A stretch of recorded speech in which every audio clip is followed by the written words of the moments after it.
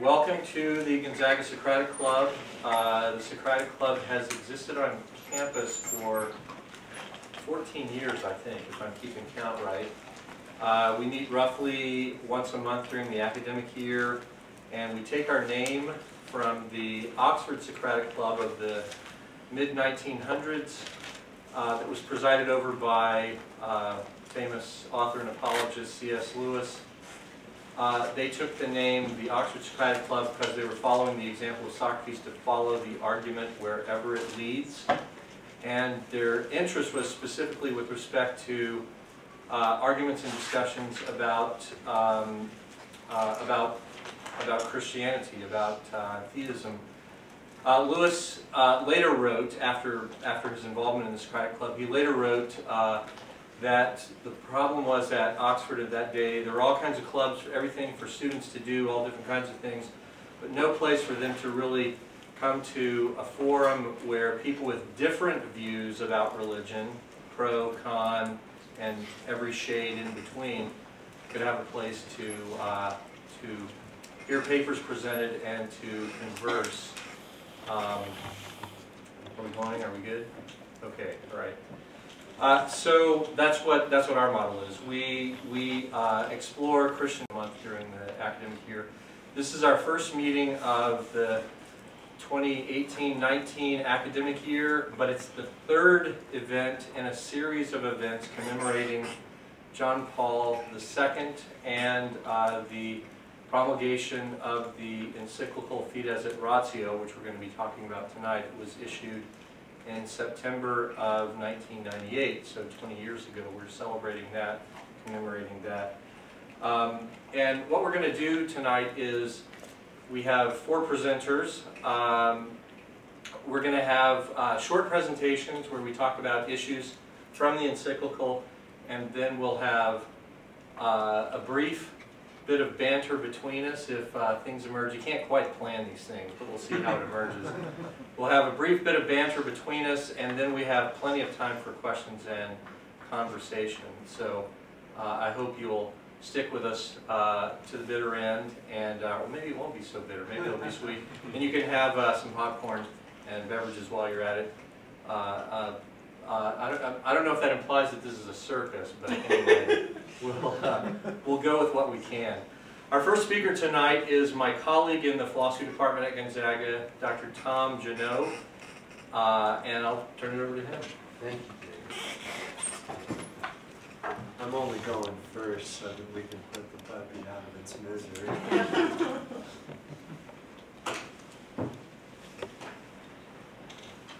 When Professor Calhoun first invited me to be a panelist this evening, he told me he appreciated something I said in a panel discussion 20 years ago when Fides et Ratio was first promulgated. If only I could remember what it was, I might have just said it again tonight and then ease back into the great cultural nap. But reading the encyclical with fresh eyes 20 years later, I find myself awoken. And this morning when I was writing, I thought I could try to get away with woke, but then I decided I probably couldn't. The encyclical letter woke me.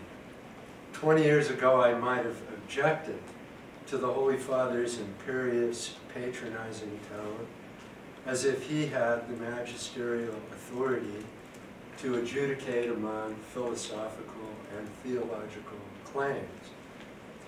But this evening, I would say that this is precisely the authority he has in writing an encyclical letter, which is neither philosophy nor theology, but instructs them both in the meaning and truth of our faith. This is not necessarily an easy thing for a philosopher to say. In Fides et Ratio, St. Pope John Paul II reaffirms Pope Leo XIII's 1879 encyclical, Aeterni Patris, which confers a privilege on the philosophy and theology of St. Thomas Aquinas. We are systematically misled when we frame what is at issue in our own superficial categories of liberal versus conservative, as if these categories were relevant to magisterial teaching. Pope Pius X's oath against modernism was laid to rest in 1967. We Catholics ought not to be Civil War reenactors. In 2018, long after the Church has taken the modern world in stride, the greater philosophical need could be for a renewed hermeneutics of suspicion, learning as we have from Paul Ricoeur's Masters of Suspicion, Marx, Nietzsche, and Freud, which would be directed against a certain intellectual aftermath of modernity that ratifies its own lived atheism merely by taking it for granted that literal Christianity cannot possibly be true, that the incarnation and paschal mystery must be some sort of metaphor, and that the only sort of religion that might possibly make sense to us must be at best some sort of Unitarianism. Perhaps what seems most implausible to contemporary secular philosophy is the idea of philosophy as the ancilla theologiae, more quaintly, the handmaid of theology, and the idea of theology itself as a science, the science of theology from number 105. Today it seems as if we know what science is, calling theology a science can only be equivocal. Instead, in place of a literal science of the sacred, the contemporary well-trained intellectual seems contented to take up cultural studies in order to investigate the various odd things that people believe pre-scientifically, non-scientifically, unscientifically, and extra-scientifically, which is to say that for the secular intellectual, metaphysics, the recovery of which is a major emphasis of Fides et Ratio, is as dead as the dodo, except for the irony that metaphysics isn't dead, but has been resurrected inside analytic philosophy in the dominant form of physicalism. Fides et Ratio envisions a metaphysics diametrically opposed to physicalism when the stakes could not be higher. For what is at stake is the mystery of the person at the heart of reality. John Paul II writes that what is needed is a philosophy of genuinely metaphysical range, capable, that is, of transcending empirical data in order to attain something absolute, ultimate, and foundational in its search for truth. In turn, this philosophy of genuinely metaphysical range is a requirement for knowing the moral good, which is the ultimate foundation, which has its ultimate foundation in the supreme good, God Himself, from number 83. Finally, in the sense of metaphysics he intends, he writes, in this sense, metaphysics should not be seen as an alternative to anthropology, since it is metaphysics which makes it possible to ground the concept of personal dignity in virtue of the person's spiritual nature. In a special way, the person constitutes a privileged locus for the encounter with being, and hence with metaphysical inquiry, and again, number 83. John Paul II's emphasis on the person, the personal nature of reality, and personal dignity could not be more opportune today. With what Marilyn Robinson calls parascience running amok across our contemporary intellectual landscape. I would like now to yield to Robinson at some length in her book Absence of Mind from 2010 and I brought it for show and tell. It's only 135 pages long. It's her Terry lectures at Yale in published form, and I have fallen head over heels in love with this Midwestern American Calvinist. And so my deeper intention here would be to bring the Midwestern American Calvinist together with the Polish poet. So I'm going to quote her at some length and then take my seat. Okay. There is at present, she writes, an assertive popular literature that describes the mind as if from the posture of science. For the purposes of these writers, it is as if chaste and rational scientific objectivity certified the value of their methods and the truth of their conclusions. The foil for their arguments, sometimes implicit, usually explicit, is that old romantic myth of the self, still encouraged by religion, or left in its wake as a sort of cultural residue needing to be swept away. Now this is Robinson. I have no opinion about the likelihood that science, at the top of its bent, will ultimately arrive at accounts of consciousness, identity, memory, and imagination that are sufficient in the terms of scientific inquiry. Nor do I object in our present very limited state of knowledge to hypotheses being offered in the awareness that, in the honorable tradition of science, they are liable to be proved grossly wrong. What I wish to question are not the methods of science, but the methods of a kind of argument that claims the authority of science or highly specialized knowledge, that assumes a protective coloration, that allows it to pass for science, yet does not practice the self-discipline or self-criticism for which science is distinguished. Of this literature that passes for science, Robinson presses home her point. So again, if you'll bear with me, another fairly long quotation.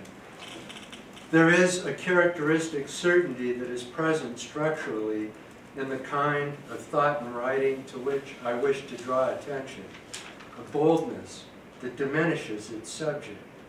I will refer to this as parascientific literature.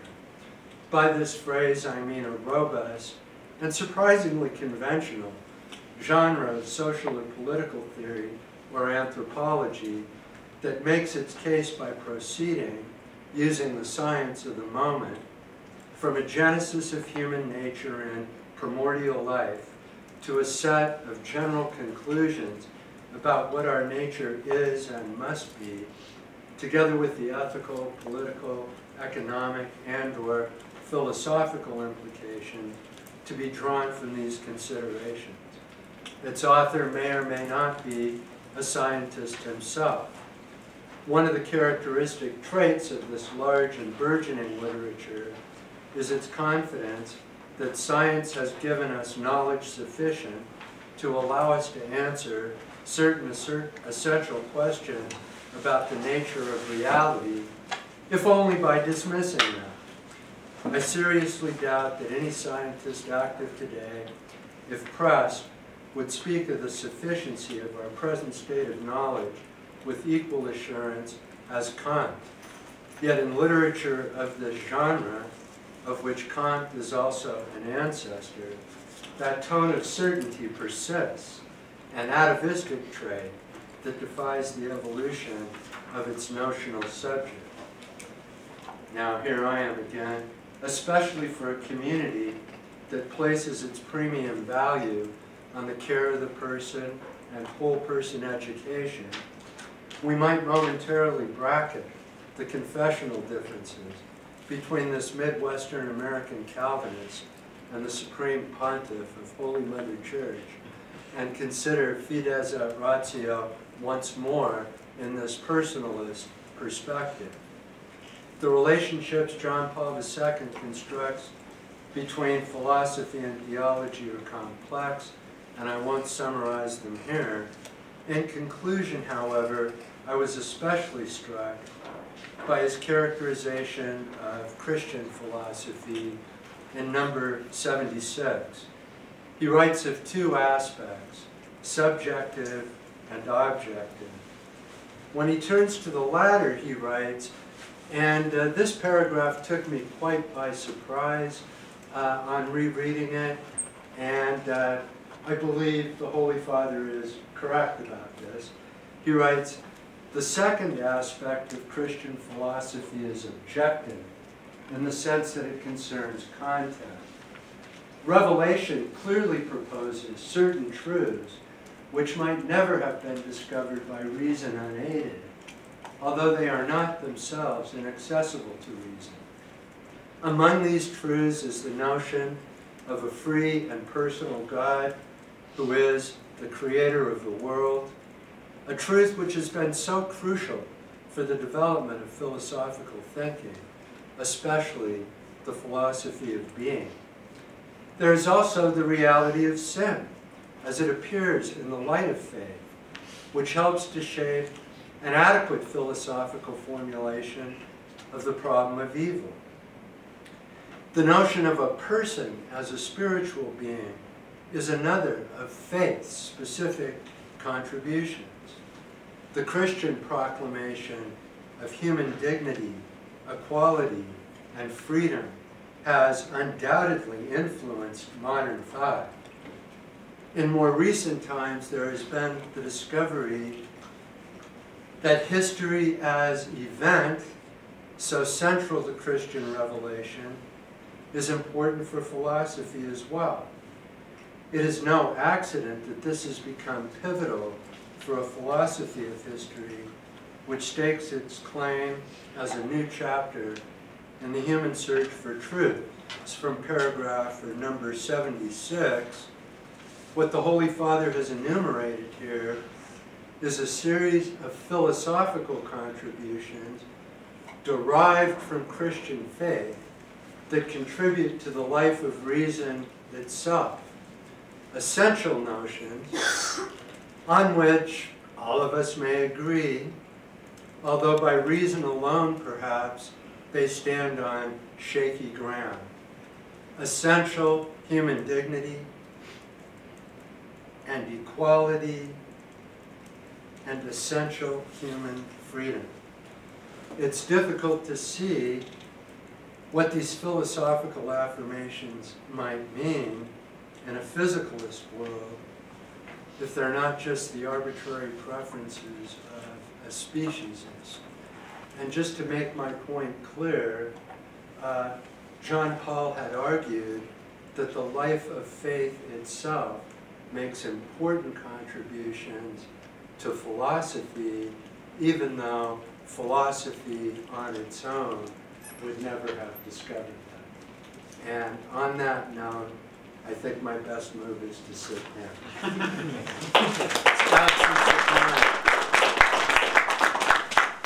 Our next speaker is also a colleague in the philosophy department here at Gonzaga, Dr. Doug Kries.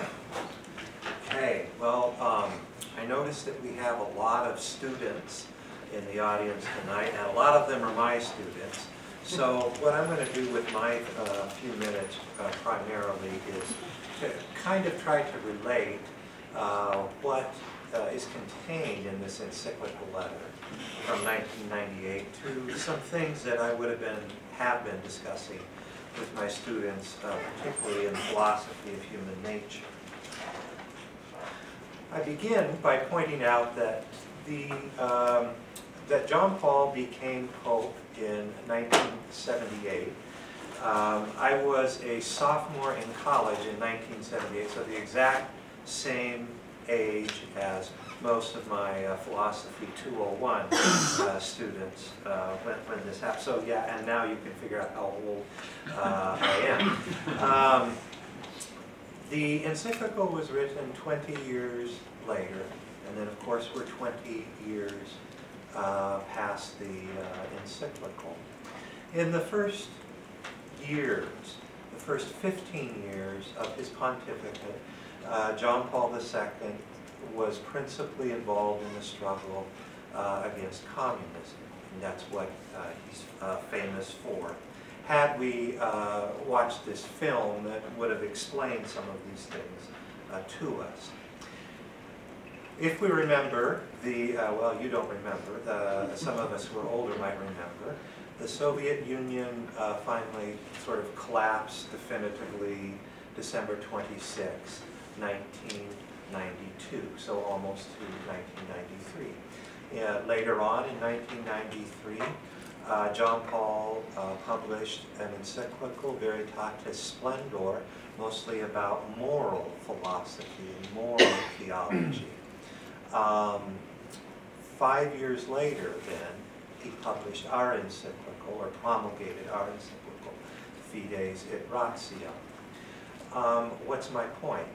Well, what's striking is that the sort of ambition of the man. He deals with what many people in the West would have understood to have been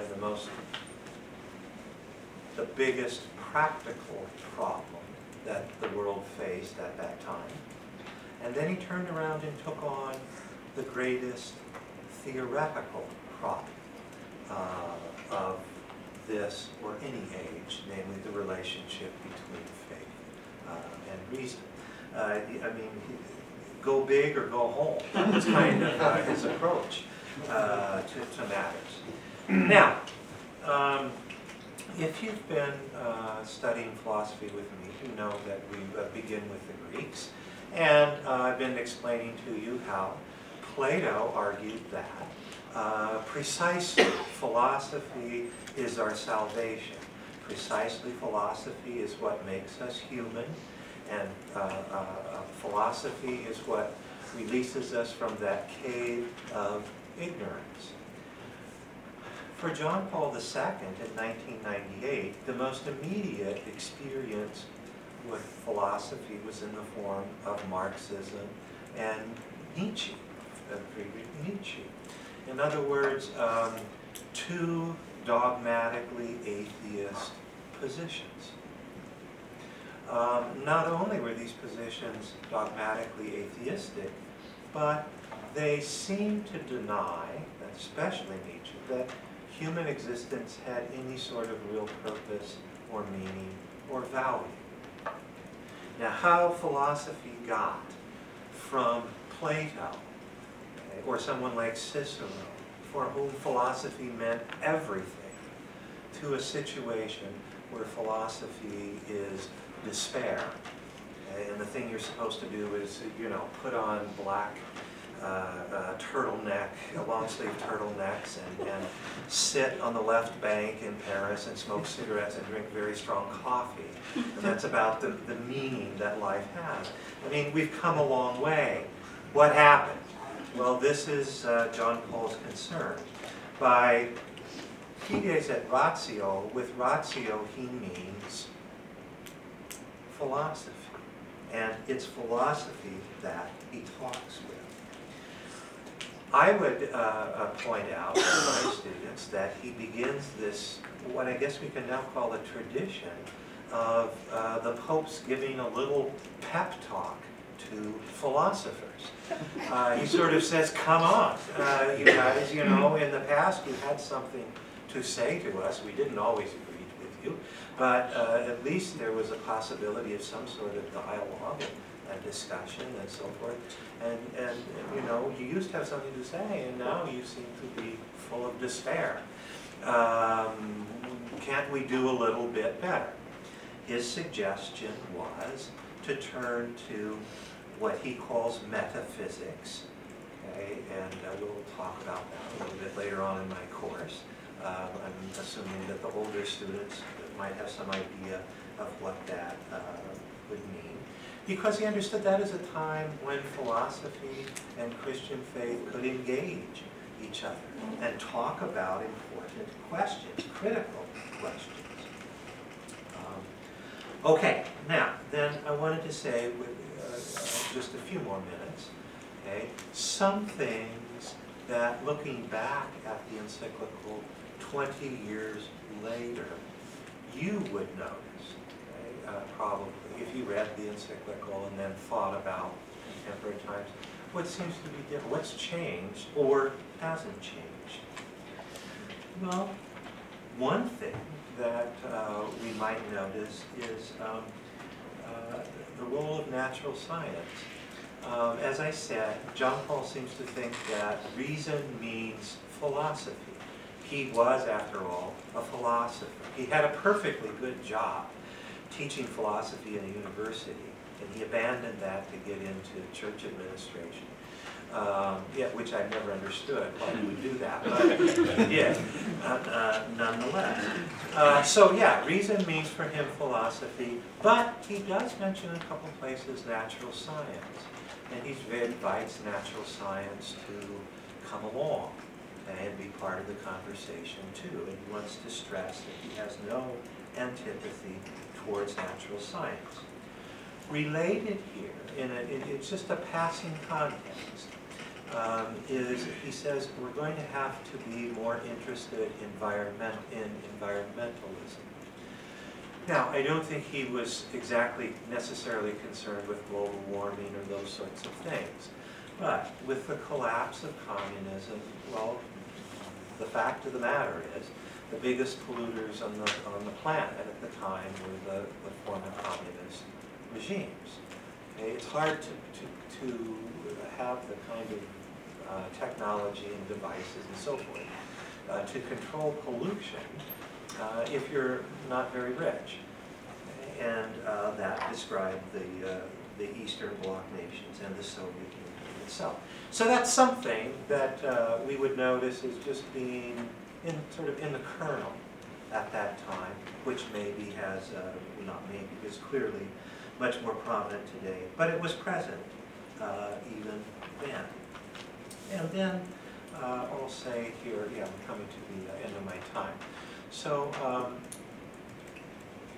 we would notice, I noticed, looking at the encyclical now, 20 years later, whereas the invitation of John Paul was for philosophers to return to a time of Christian philosophy. I mean, we could read as return to Thomas Aquinas and the Middle Ages and to metaphysics, Christian metaphysics, and all that entailed.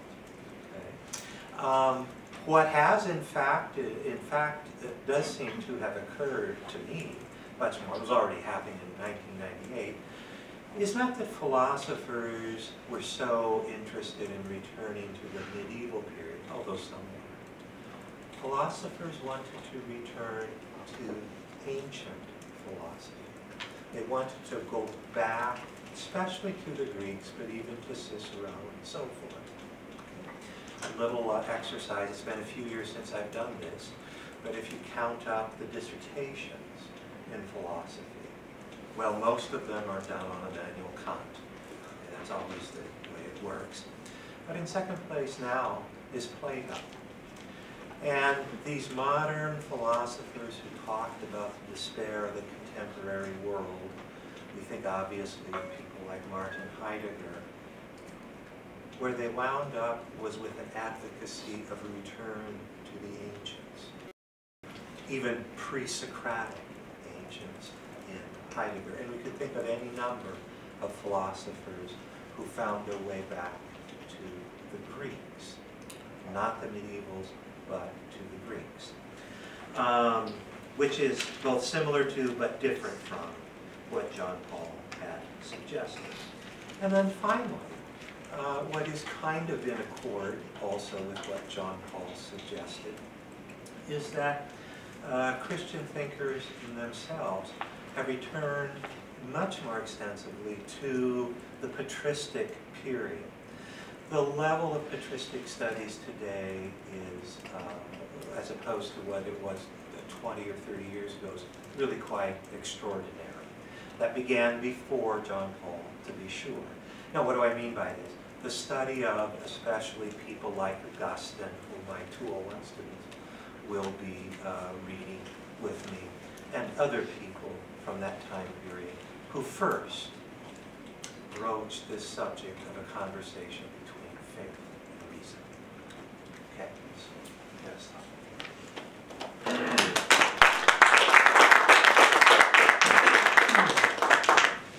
far. Our first two panelists' presentations were mostly theoretical, reflective. The second two will be a little more practical. Our third speaker is Dr. Lyra Pitstick, who is a colleague of ours in another way. She was a student in our master's program in philosophy years ago, but went on to further studies, an MA in theology and then a PhD in theology. And she's returning to haunt them. Well, to haunt or to contribute to our conversation tonight. So Dr. Lyra Pitstick. So in treating the relationship between faith and reason, Fides et Ratio has important implications for academic freedom. And I've selected three to highlight tonight. First, a word on context. To many people, the idea that faith could have something to say to human fields of inquiry, more could have something to say which one really ought to listen to, appears laughable. Such incomprehension partly occasioned John Paul II's writing encyclical. Yet what is at stake?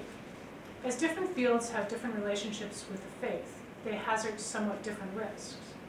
The non-theological fields rightly pursue their study by using reason, not divine revelation, and their object of study is created reality, not the inner life of God or his work of grace. Thus, their great temptation is the exaltation of reason beyond its limits, that is, a form of rationalism in some sort. On the other hand, theologians are tasked to use their reason to reflect upon both creation and revelation, to deepen our understanding of God, his work of grace, and the created world. For them, discounting the guidance of the faith entrusted to the church is like basketball players trying to change the rules of the game rather than trying to play it with genius. In theological terms, we call this heresy, which can have either fideistic or rationalistic origins. Contributing to contempt for the rule of faith is what John Paul II identified as a crisis of meaning. The dramatic increase of mere facts, without the ordering context provided by faith, has resulted in a fragmentation of knowledge that makes the search for meaning often so difficult that many people wonder whether it still makes sense to even ask about meaning. Overwhelmed by theories themselves also without proper evaluative context, too many give way to radical doubt, skepticism, indifference, and nihilism. In short, to pragmatic despair, especially as expressed in moral relativism and hedonism. In this context, which exists also today, we have Fides et Ratio. My first point, then, is its affirmation of the rightness of the human hope to come to the meaning of life, the universe, and everything, as grounded in truth's universality, its unity, its knowability, its transcendence, and its order. That is, truth exists. We can come to know it. No conflict is possible between truths known by reason and those known by faith, itself an act of free will and reason. Truth takes us beyond both ourselves and beyond the created world we see. Reason can understand much of this truth, but it reaches to still more with the guidance and encouragement of revelation and faith.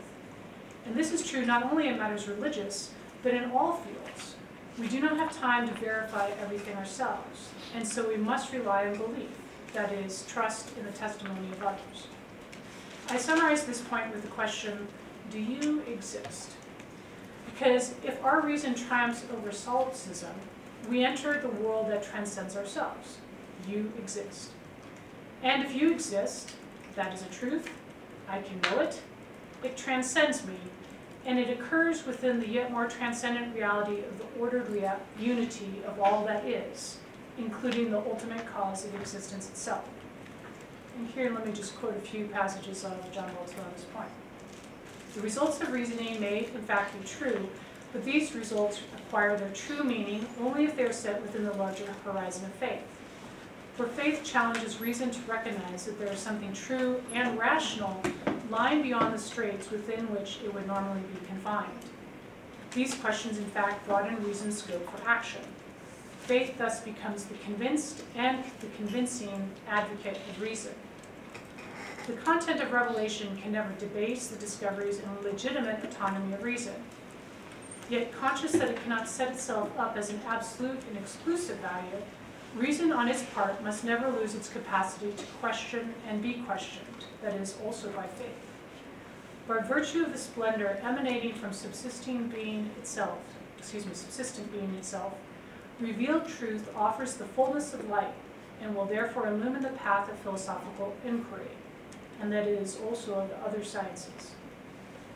Academic freedom then only has meaning if it is in service of truth, for that is the goal, task, and glory of reason and the academy itself. My second point is that each field has its own proper object and method. It takes humility to stay within a limited sphere rather than presume to go beyond it. Thus, the freedom to pursue the question wherever it leads for the sake of finding the truth, that is its answer, is field-specific. I must use theological methods for theological questions and psychological methods for psychological questions, not vice versa. Although both fields will raise intriguing questions for each other, and thus also both fields must take account of truths known, as opposed to hypotheses or mere disputed interpretations of data, in the other. But the psychologist's academic freedom is limited to competence in his own field. For example, psychology's proper object of study is not morality, and psychologists do not enjoy academic freedom on that subject. Philosophy and theology especially treat properly the matters of transcendence and meaning, whether metaphysical, moral, or epistemological.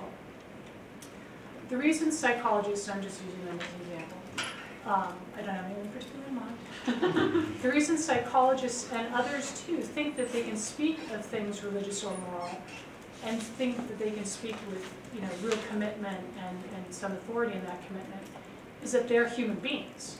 And all human beings must live their lives within the context of ultimate questions. Where did I come from? Where am I going? What is the good to be done in action? But the answers psychologists and others propose on these matters are the stuff of personal opinion, not professional competence. For them, then, they do not fall under academic freedom. The goal, after all, is not an array of opinions, but rather truth.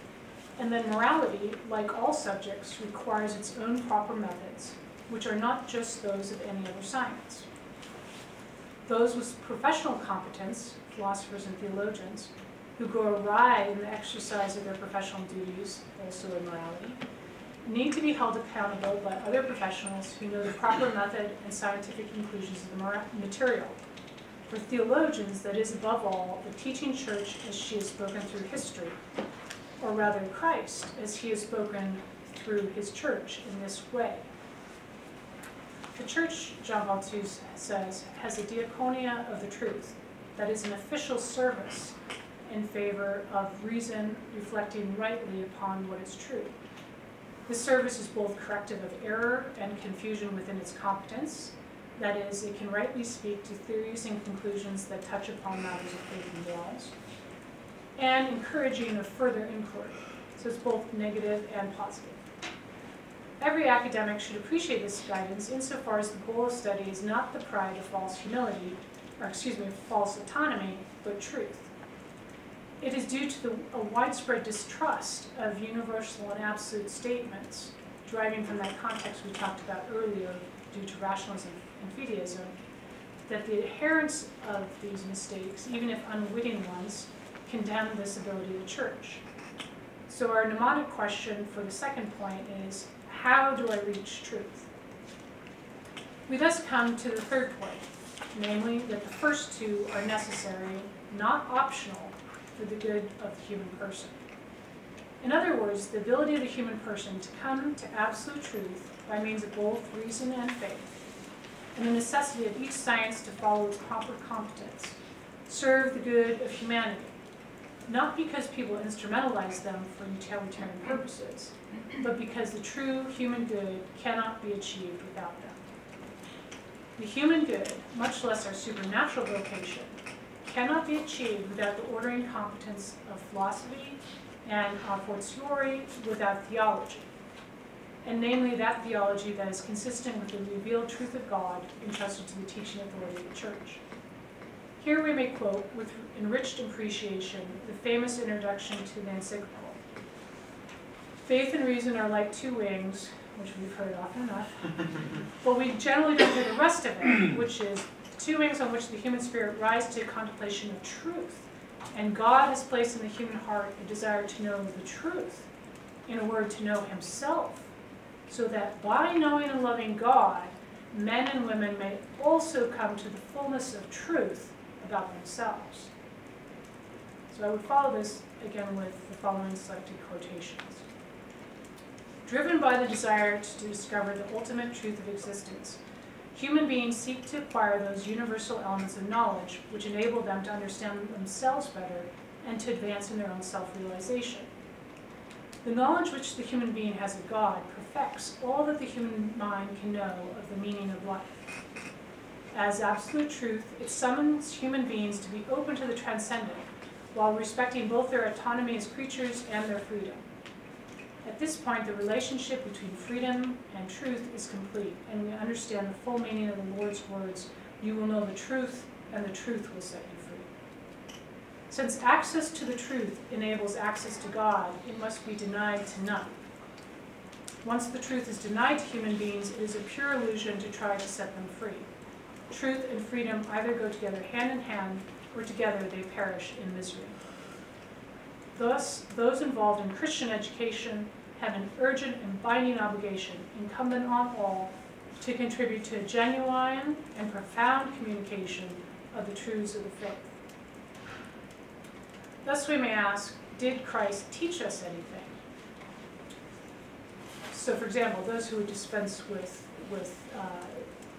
an authoritative teaching but wish to in some sense remain Christian scientists or psychologists or something, the question is like, why do you believe in Christ? Like, do you need Christ for anything, or is he just like, you know, the convenient organizing principle of the social club you go to on Sunday? So no, we have to really ask, did Christ come and teach us anything? The incarnation, that God became man, is the most absolute affirmation of human nature, including reason, possible. But the incarnation, that God became man, is also salvation from above. We cannot save ourselves. Reason alone is insufficient for human life, especially after our capacity to know the truth was impaired by an aversion to the one who is the source and origin of truth. Out of a pride which continues to tempt us, according to which human wisdom refused to see in its own weakness, namely its legitimate creaturely limitations, the possibility of its strength, namely its access and use of God's assistance in its own work. Now, in Christ, and through this revelation, men and women are offered the ultimate truth about their own life and about the goal of history. Only in the mystery of the Word incarnate does the mystery of man take on light. Seen in any other terms, the mystery of personal existence remains an insoluble riddle, the meaning of which will ever escape us.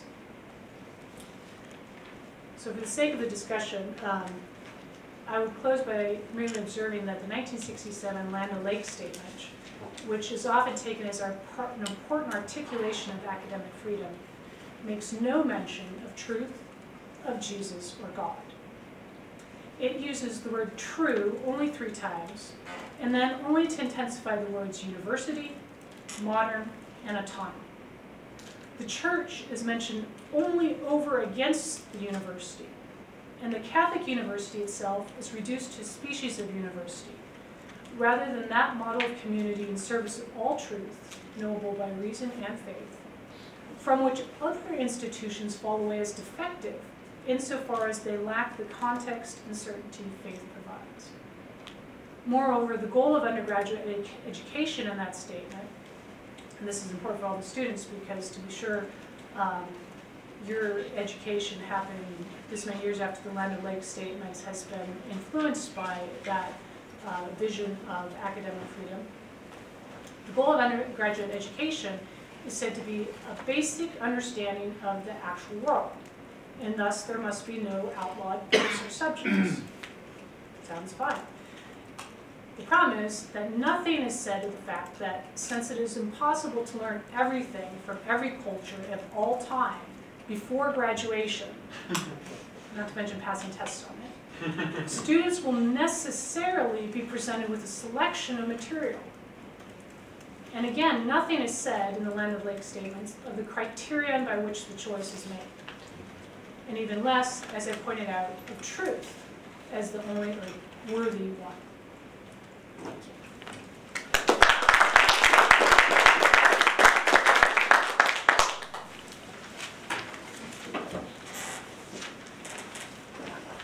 was going to pull something up in our overhead. The downside is I don't know if it'll shine in our eyes, so it's too annoying for us sitting up there. I'll get rid of it probably. I did want to show you something.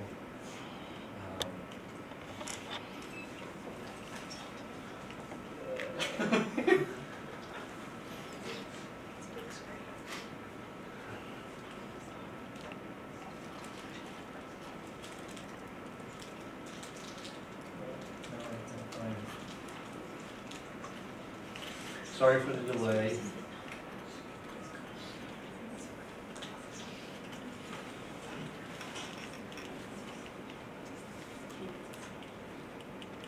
Doesn't seem, well, okay. What I was going to show you doesn't seem to have copied over anyway, so forget that. I may look for it later to see if I can find it. Anyway.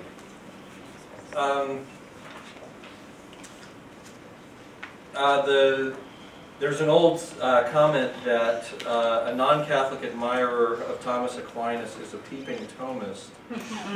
I speak tonight as a peeping papist. I'm a non-Catholic admirer of John Paul II and his encyclical Fides et Ratio. I think Fides et Ratio speaks to and affirms the centrality of the intertwining of philosophy and theology for the birth and development of Christianity. Indeed, part of the encyclical talks about the intertwined history of philosophy and theology. Further, the centrality of intertwined philosophy and theology for the Catholic intellectual tradition. And thirdly, for something I want to pick out and say a few words about, the mission and identity of institutions of higher education in the Christian tradition. Exactly what Dr. Pitstick ended her talk with, so there's a nice segue from what she had to say to what I want to say. There are a number of passages in the encyclical where, in which Pope John Paul II articulates what it means to think about faith and reason being complementary or being integrated with one another. I picked one from section 16, which is early in the document, but I want to read this. It's a rather long quote, but I think it'll help us see, indeed maybe tie some strands together from what the other panelists have had to say so far. He's speaking about the wisdom literature in the scriptures, which of course is motivated by faith. I mean, it's part of the biblical text, but the wisdom texts, if you think of Psalms, Proverbs, the book of Job, they're also concerned with the cultivation of human wisdom. He states in section 16, there is a profound and indissoluble unity between the knowledge of reason and the knowledge of faith.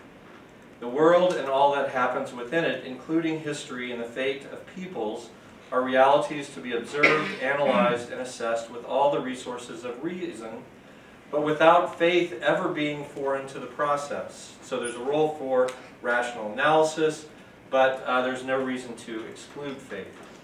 Faith intervenes not to abolish reason's autonomy, nor to reduce its scope for action, but solely to bring the human being to understand that in these events it is the God of Israel who acts.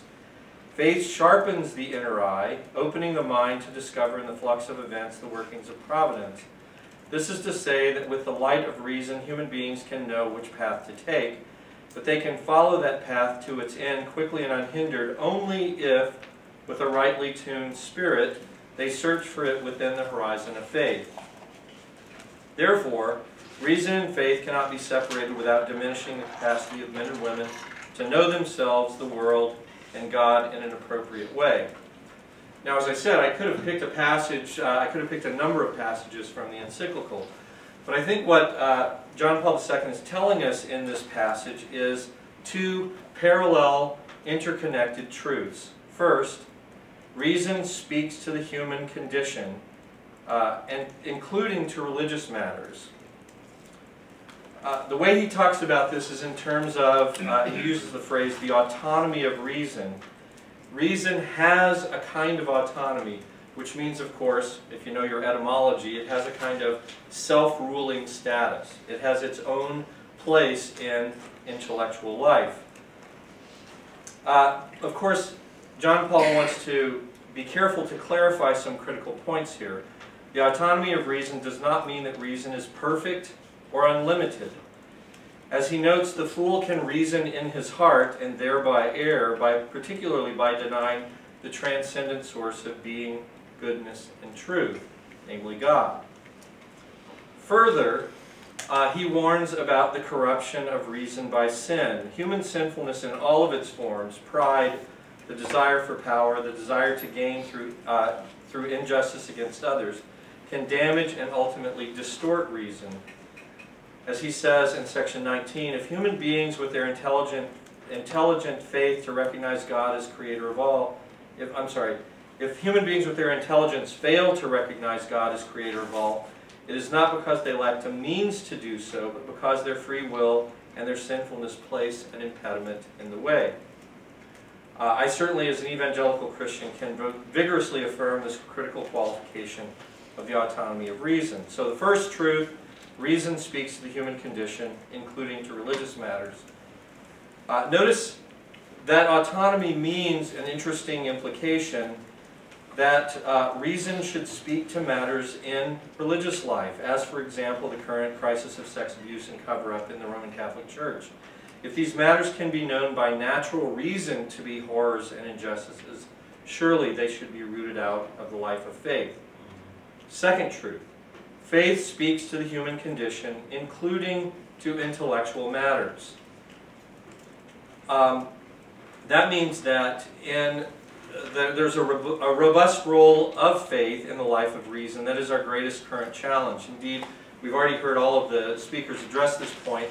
Particularly, I can connect to Dr. Pitstick's comment about the role of belief and trust, and John Paul tries to build this up in a we might say, a kind of ground-up way by talking about the many ways that we depend on arguments from authority in order to know what we know.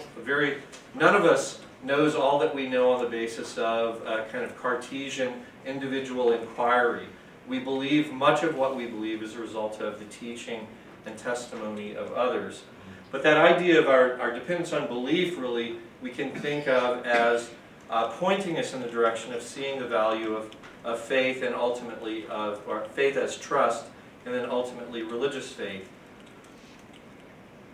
Especially in the context of cultural secularization, the tendency is to constrict and narrow the influence and relevance of faith to specifically religious commitments of specifically religious persons. So what we find in our own culture is a tendency to deny the claim, this second truth that I've articulated, that faith speaks to the human condition, including to intellectual matters. Instead, the assumption is faith is only relevant to religious people. Indeed, we could say our age speaks two contrasting errors that in a way parallel the truths that John Paul means to assert in the encyclical. For the first, several of our panelists have already mentioned fideism, which is, broadly speaking, the view that religious faith has no use for reason. So a fideist is someone who says, I believe, and I don't have any reason, but my belief is good enough for me. The second, which again several of our speakers have already addressed, is rationalism, the view that human intellect has no use for religious faith. I want to turn my attention just a little bit in wrapping up and address the question of what are the long-term effects of Fides et Ratio. Dr. Kries has tried to point our thinking along the lines somewhat in this respect. In her remarks, well actually all of us have said something about sort of thinking about long-term effects. what are some, well this is, I'm going to offer what turn out to be very disorganized and tentative comments about long-term effects of Fides et Ratio. Certainly there have been individuals challenged to greater integration of religious faith and intellectual life, and to plumbing anew the resources of the Christian or Catholic intellectual tradition. Dr. Kries was just talking about this in terms of the renewal of interest in the patristics, for example, and even a recovery of the ancients, specifically insofar as the ancients speak to the development of early Christianity. So on the individual level, I suspect there have been a number of people who have either read Fides et Ratio or been influenced by people who have read and promoted ideas from Fides et Ratio in the furtherance of a kind of personal project of integrating faith and reason. Secondly, there have been institutions. The first of our speakers in the series was Robert Royal, who founded a Faith and Reason Institute in Washington, D.C. Gonzaga founded a Faith and Reason Institute at roughly the same time, the year after the promulgation of Fides et Ratio. And so there have been institutions that have attempted to promote the idea of the integration of faith and reason.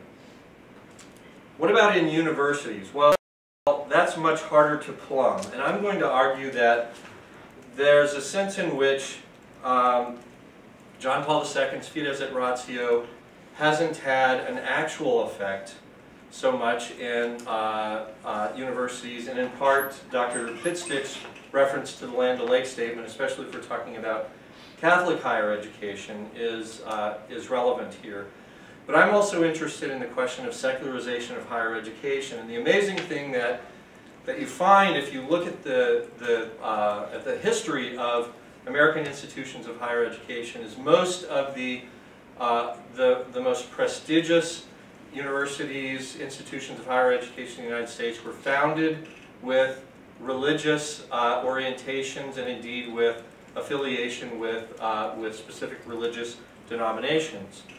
And the story of those universities is a sad story of decline, at least if we're looking with respect to religious commitment and secularization.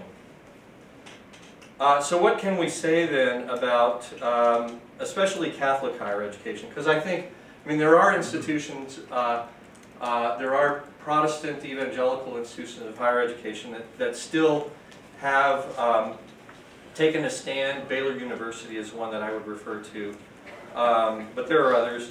But what about Catholic higher education? Of course, the complementarity of faith and reason is a critical dimension of a Catholic, or even more broadly, Christian institution of higher learning. In fact, at Gonzaga University, that character is affirmed in the Statement of Affirmation. If you're a Gonzaga student, I don't know if you know this even exists, but if you go to the mission statement page, we have a mission statement which was reformulated about 6 or 8 years ago. But there's also a related document called the Statement of Affirmation, which the university made as a kind of formal agreement with the Society of Jesus, especially in the Oregon province at the time. The organization of the university has since, the organization of the Society of Jesus has since changed a little bit, but it's a formal agreement between the university and the Society of Jesus. And a critical part of it is the identification of the complementarity of faith and reason as central to the identity of a Catholic institution of higher education. Reading Fides et Ratio in this light, we can see that purely human reason is valuable insofar as it promotes the quality of human life via practical reflections on questions in spheres of knowing about politics and psychology and all of those examples that we've talked about so far. And indeed, even in technology insofar as it improves lives. So we have the natural sciences and technology as well. But without the specifically Christian dimension of truth through faith, which in the encyclical John Paul II repeatedly refers to in terms of God's revelation of himself through Christ, the objectives of a Christian university become truncated. That is, they become cut off, or minimized, or made partial, in such a way that the Catholic University is subject to many of the dangers and threats of intellectual culture of our own time, which again our panelists have spoken to. Problems of relativism, agnosticism, skepticism. And indeed, it's interesting that John Paul II speaks of pluralism, which of course is a good thing. We think of pluralism as a good thing. But the problem is, if we have pluralism that isn't in the light of the revelation of truth, then pluralism becomes chaos, where instead of contributions toward finding the truth, what we have is plural assertions of truth that simply conflict with one another. And indeed, I think this is related to that problem I've already mentioned, fideism, which again, several of our panelists spoke to. It's especially the result of an overriding sense of transcendent truth. The mystery of personal existence remains an insoluble riddle without a sense of that truth that faith brings to us.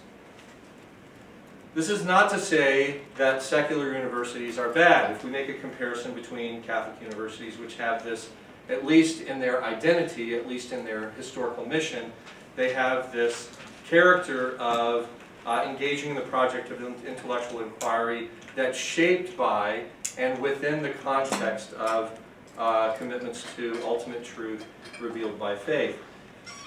To make a distinction between then Catholic universities and secular universities is not to say that secular universities are bad, just that a genuine pluralism would leave room for distinctively Christian and Catholic universities as well, where a commitment to ultimate truth plays a robust and real role in shaping the character of the institution. And here I want to say something a little bit controversial. I think what this means is that a genuinely Catholic university, again this connects to what Dr. Pitstick had to say about the Land O'Lakes Agreement.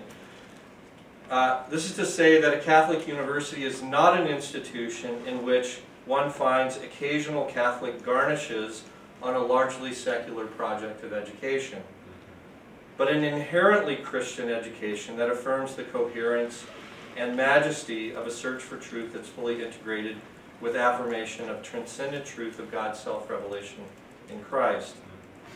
And what I was going to show you, but apparently can't, is an image of, this is a little bit anachronistic, but it's an image from the Spanish chapel of Santa Maria Novella in Florence, Italy.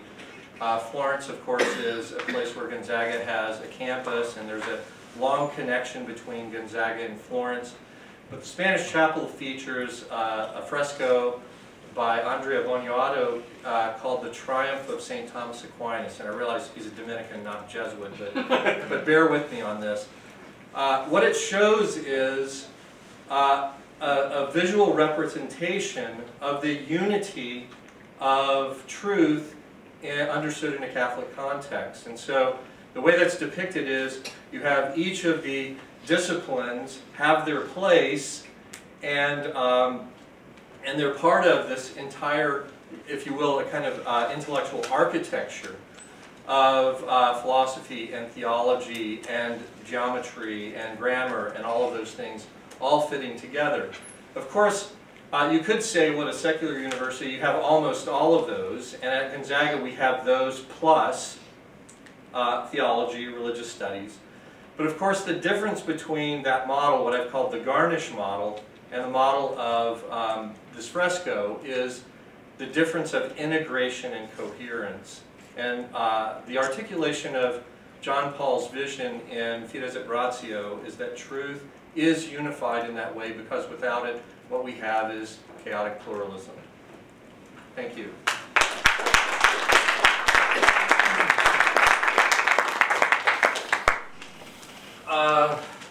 So panelists, I'm sorry I've had to play two roles tonight because I tried to enlist an evangelical, and I was the only one I could.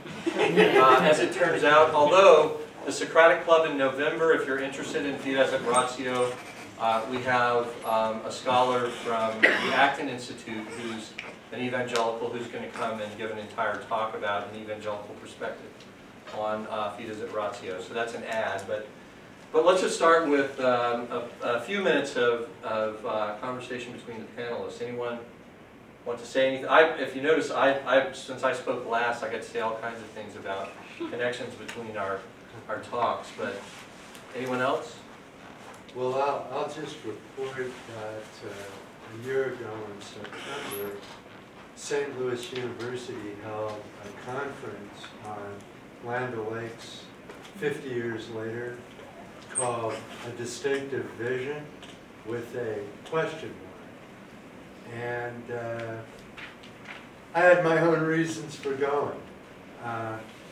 But what I was hoping to find, either from people like Dorothy Day and Thomas Merton and Catholic workers, or from people who were deeply Catholic but disturbed by the trends that you and Lyra addressed. And what I discovered is, at least at this conference, there were few and far between. They represented Catholic universities all over the country. The three planks of this, so there's the there's the Second Vatican Council, once upon a time, and it has enormous implications for the reform of the church, including universities. So under the leadership of Father Hesper, the great president of Notre Dame University, many high mucky-mucks convened at the Land O'Lakes and had a conference and basically promoted three theses: institutional autonomy, which meant that American Catholic universities would not be subject to direct governance by Roman Curia; professionalization. Doug and I think, well remember a time when at our much more modest Jesuit universities, returning GIs from the Second World War with master's degrees were teaching in history departments and philosophy departments and so on.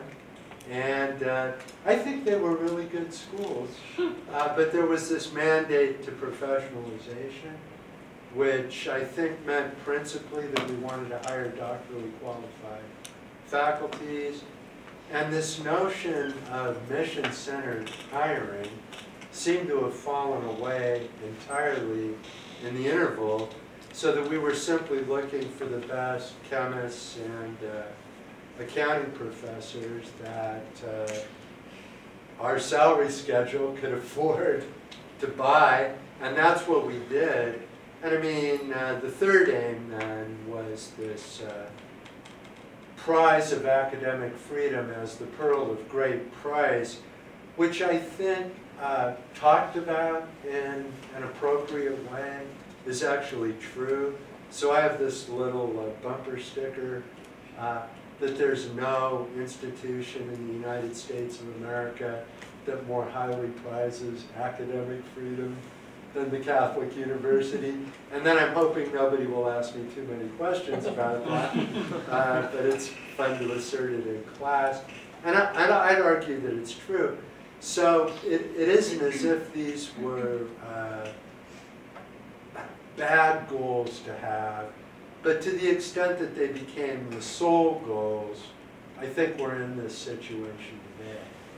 And that, you know, there was a time of John Courtney Murray, and I deliberately wanted to appeal to a hermeneutics of suspicion, but there weren't very many suspicious people there.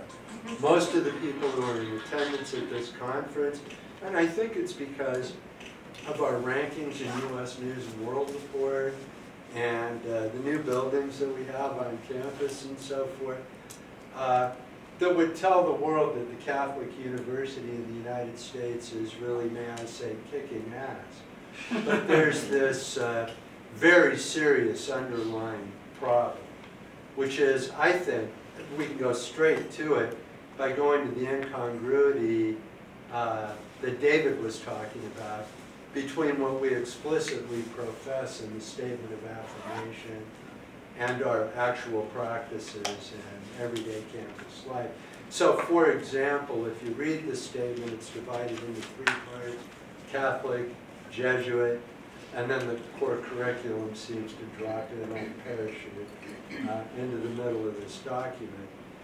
But as to Catholic, the very first principle, which Ignatius might have called the first principle and foundation of our corporate work together across the whole university, is this Catholic affirmation of the complementarity of faith and reason. And I was going to be a little bit more critical, but tonight I decided to be a nice guy and say that I don't think we take this especially seriously in our larger campus community. And that, Well, if I can interject, yeah, so, okay, so I'm not. One piece of evidence of that is that our core curriculum is only now being implemented. If you're a student here, you know that we have a new core curriculum in place. And there was a proposal to make, we have a series of distribution requirements where students have to take some course to satisfy global studies. There are 2 requirements for writing, and there's a social justice. There was an argument that on the basis of this commitment in the statement of affirmation, we should have a requirement for some course that addresses faith and reason. Well, the story about what happened to that proposal is a long and murky one, but it seems to have been stonewalled by the administration, basically, if I'm blunt about it. That's my perception. That's what I wrote on my paper. Okay. Yeah, the client's proposal. Well, there was even an earlier one before that, but Father Clancy made a proposal that we at least, when it was rejected at the university level of the core, our colleague, Father Tim Clancy, proposed that at least we have a faith reason requirement in the College of Arts and Sciences. That was shot down as well. Together with the required course in biblical theology, which we no longer have as a required course on the campus of Gonzaga University. So I was going to toss that hand because everybody who goes to a Catholic and Jesuit university should have a course in biblical theology. But we don't have a core required course in biblical theology in the new core curriculum, let alone the course on faith, reason, and society, which might have been taught in a variety of ways that were proposed by Father Clancy. And administrative stonewalling, Calhoun said it first, but eventually our dean in the college put it to some kind of plebiscite to the faculty of the college. And when the vote totals were recorded, I don't think I have them in my bag, it was the faculty of the College of Arts and Sciences who thought it was one course too many. And they're under enormous pressures within their own disciplinary fields. Right. My point, though, Yeah, would just be I'm in with response you. to that, that the Yeah. university, including the administration, made a commitment on distribution requirements in the university core, and indeed there was a requirement for global studies. One of the arguments used against a faith reason requirement was we were uncertain about faculty resources to teach it. Well, we did implement a global studies requirement, even though we knew when we implemented it in the new core curriculum that there were insufficient faculty resources to teach it, and indeed faculty, there's been a process to hire faculty in order to teach it. So that seems a... Before we talk all of these students, right. university, just a couple of things. One, I do have it on pretty good authority that Father Hesper was asked about the Land Lake statement late in life, in an informal setting, and he just said, well, we never thought it would go this far. And I think they've been utterly surprised by it. But secondly, I mean, there are university presidents and yucca-yucks who are always meeting and drawing up statements and using, lots of big words. And I think these things rarely have much effect. What happened to Catholic education in the last third of the 20th century wouldn't have happened if it had been stronger. There must be something a lot more wrong with it than just some document destroyed it. I think more than that. So I'll interject at that point because you guys are all talking about history and also internal stuff to the governments of the university, which I'm not a part of, and like these guys don't have a window on that except what you tell them. So on the basis of deep throat here, what's the takeaway for you guys, I guess? I mean, because you can't go back and fix whatever it might have been, in the past that Dr. Kries is saying. But what you can do is be proactive about your own education in terms of what am I being taught in the classroom? Am I being taught, things properly within the competence of this professor, or is this, a politically motivated agenda versus teaching the truth in this particular field? And to hold your professors to accountability for that with good, logical, hard questions. Any professor that's scared of questions that challenge them on the basis of the solidity of their information or the logic of their conclusions, that should raise some sort of question of its own for you as students. And with that goes explicit questions about how they relate to this topic of the integration of faith and reason. And a university that has that formal commitment, which may have attracted some of you and may have attracted some of your parents, you have the right to ask that question and receive a satisfactory answer. And those who cannot give you a satisfactory answer, you should make uncomfortable in class. Wow, that's a great place to start asking questions. Then again, I'm not teaching on this faculty, so I'm safe from questions. Let's hear from a student first. Go ahead. So I was kind of wondering, again, it has to do with the Catholic University question, but if we take seriously the idea that faith speaks to reason, and in the words of Dr. Calhoun, that faith speaks to intellectual matters, that faith has something to contribute to our political science classes and our social science classes and our hard science classes and all of these other courses that we're taking, what does that pedagogy look like?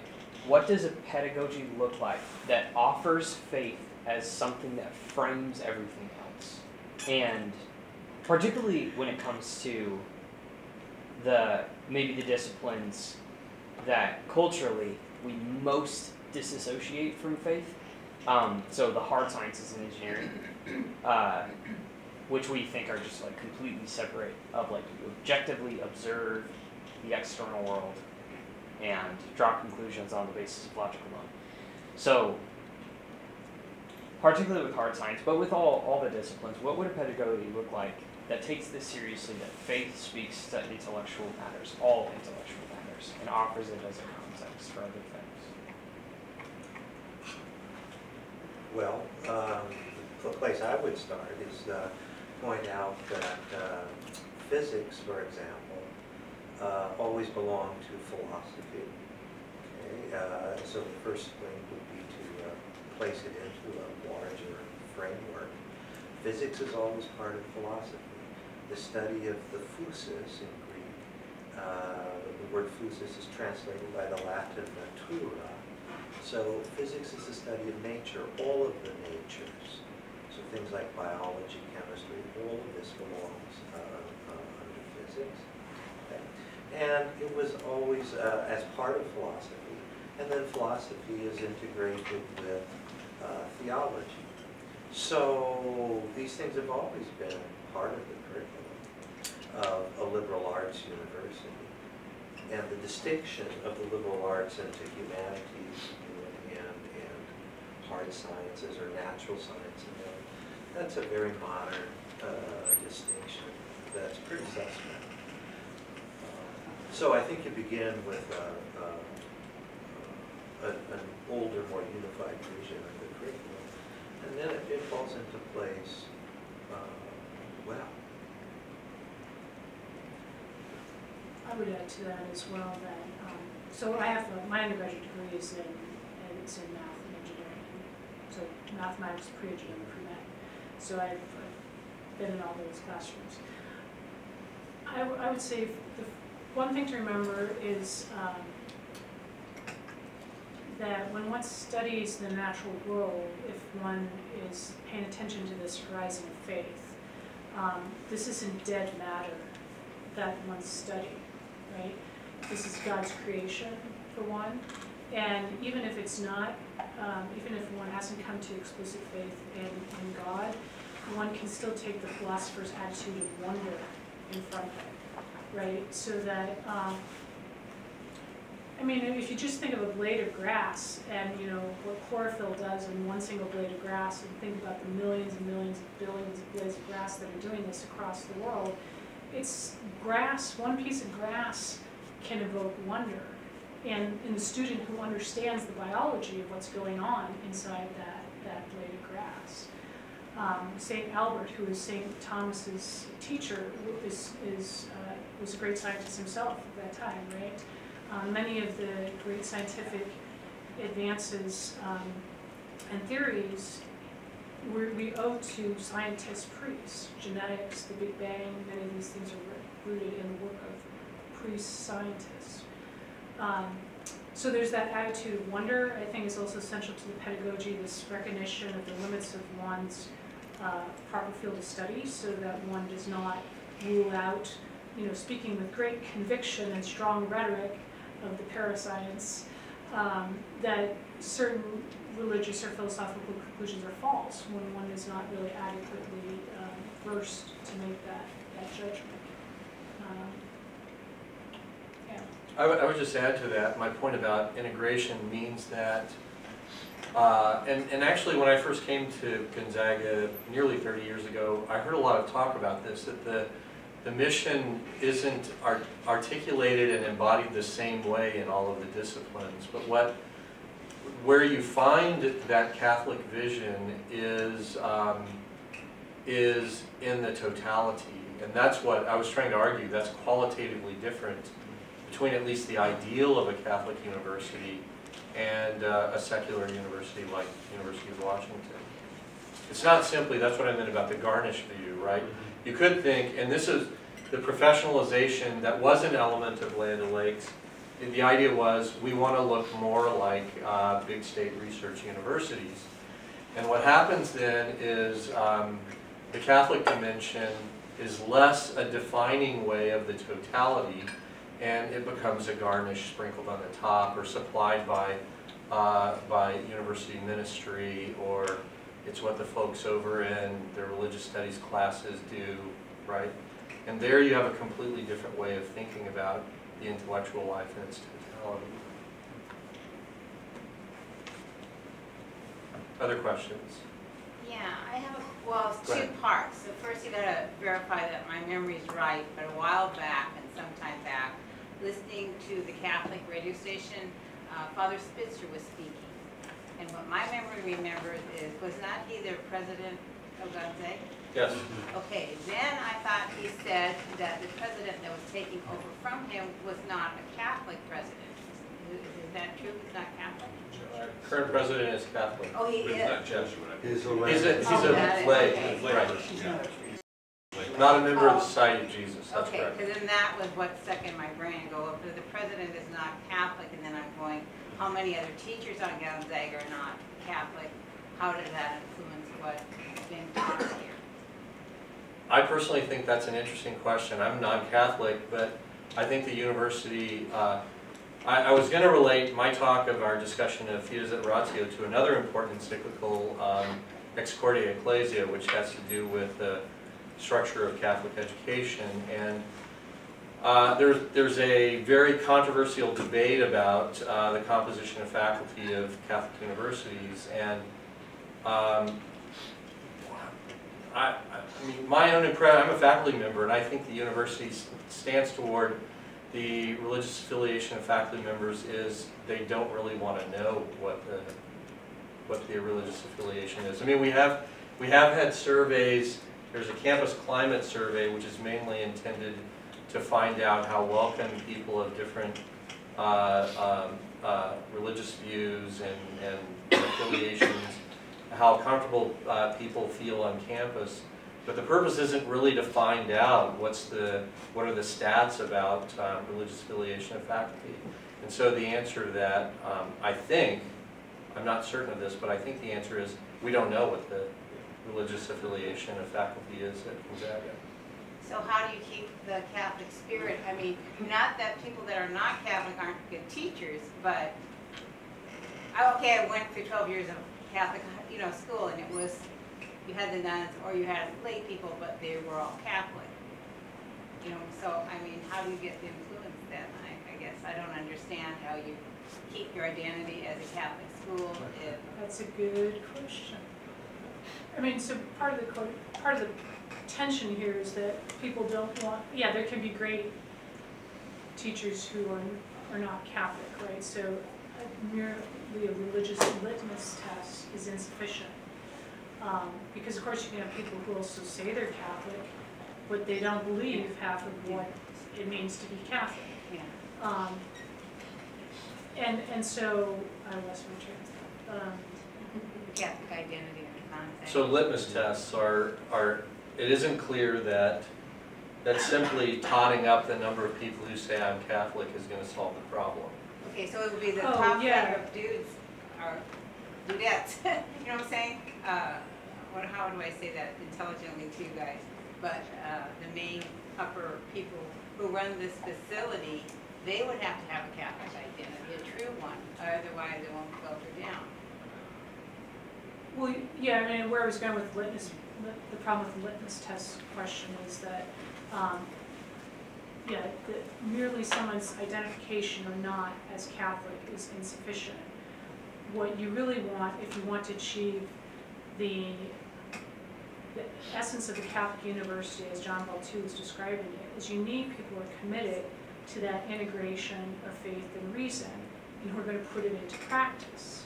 Okay, so I mean, personally, I'm lifelong Catholic. I have a doctorate in theology from Rome, right? From my knowledge of Gonzaga University and its history, I mean, Dr. Calhoun is one of those persons on campus who's most committed to that, right?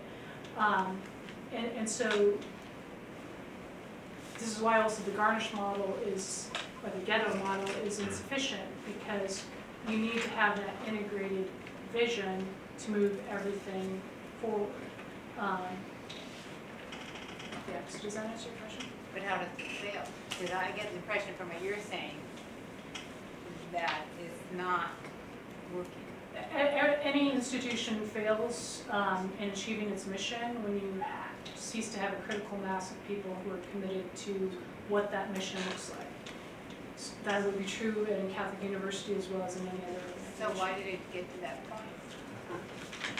Well, that goes back to Dr. Jeannot's point, that you stop hiring for the commitment to that integrated mission, and you start hiring for other things. So you privilege something other than the mission. And so you no longer have a shared vision of what the university is about. You have competing visions, and then the one that wins is the one that has the most people behind it. But isn't there a top dog that says, hey? No. If you don't have a leader, it's a lot. Next question. Okay, Yeah. thank you. So, in JP2's encyclical, I've never read it, and I'm a history major, so this is coming from someone who's not well versed in philosophy. But his, well, first part of the question, his purpose for the encyclical, other than just giving philosophers a pep talk, was also to address what Robert Royal called the culture of death, correct? that the defining factor of the 1990s was nihilism and postmodern and no truth whatsoever and that sort of thing. Correct? Is that? I'll say yes. You'll say yes. Okay. I mean, I can go to, I have the text here. Sure. And there are a lot of paragraphs. Okay. Okay. So then, although culture of death is not really a theme of the encyclical, okay. but it's a wonderful inference. So. Okay. So. And it was part of Veritatis Splendor, which yes, is written right. around the same time, so that's why we're all with you. Awesome. Yes. I'm there. I remember. You are there. So the naturally in the culture of death, naturally in nihilism, it's atheistic, and so one of the things that I wrestled with in trying to grapple with atheistic philosophy is that as a Christian, my first premises is that there is more to this world than just the matter. Materialism is not the first thing that I go to, but with the atheist position, their first premise is that there is only matter. And with that kind of dichotomy, there's not much to connect them to or to pull one to one side or pull one to the other than religious experience or radical doubt and despair that I have found. So basically the question that I'm trying to get to is, does Fides et Ratio, does Pope John Paul II, did he grapple with that tension between the two premises in it, or not? Does he have anything specific to say to that? So I think the answer would be the metaphysics. Okay. I mean, like, so he doesn't go into it in framing it exactly the way you've done it, right. but the implicit answer would be metaphysics, because the material still has to answer questions about why does this stuff exist, why is it ordered in the way that it is, Okay. and that sort of thing. And just as an aside, it definitely is a pep talk to philosophers, but it is also a pep talk to all fields. So very often, even though he's talking about philosophy specifically, you could basically substitute, all the non-theological sciences, and what he says would still be very valuable for reflection. So there are some things that are addressed specifically to the nature of philosophy. So as a historian, I'd encourage you to read it. No, thank you. A comment, and Tom, I'll direct this to you. If you had an exercise where you captured the entire faculty of Gonzaga University and had them write a coherent paragraph on the Catholic intellectual tradition, I think your results would be a very low level of understanding. Now, I come from the business school, and frankly, there's no part of the educational formation of the typical business teacher that would have anything to do with that. So the idea that you're asking that population that has no background in the Catholic intellectual tradition, and then to conduct a plebiscite to say, gee, should we have a faith and reason course? Because it's the idea of pooling ignorance to come up with wisdom, which I think is logically incoherent. So the reality that we find after, what is it, Land O'Lakes is what? Is that 51 years. 51 years. The reality is, and unfortunately I'm old and decrepit enough to have watched it year by year, the reality is the Catholic intellectual tradition, in any meaningful sense, is gone. And it's in pockets, like the Romans in the catacombs.